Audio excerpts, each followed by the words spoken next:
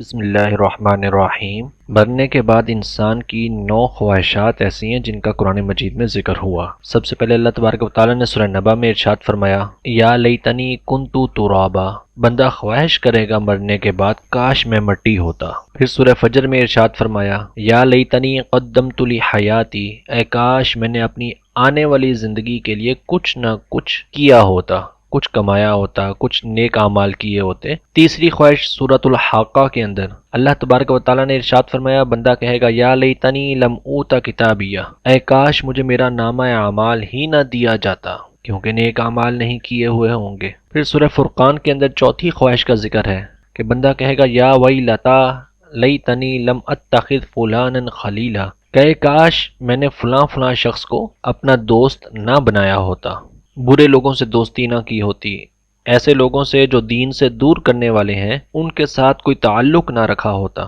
پانچویں خواہش بندے کی مرنے کے بعد سورۃ الاحزاب کے اندر کہ بندہ کہے گا یا لیتنا اطعنا اللہ و اطعنا الرسول، اے کاش ہم نے اللہ اور اللہ کے رسول کی فرما برداری کی ہوتی، ان کی اطاعت کی ہوتی۔ چھٹی خواہش سورۃ الفرقان کے اندر کہ بندہ کہے گا یا لیتنی اتخذت مع الرسول سبیلا، اے کاش میں رسول کا راستہ اپنا لیتا، نبی کریم علیہ الصلوۃ والتسلیم کی اتباع کر لیتا۔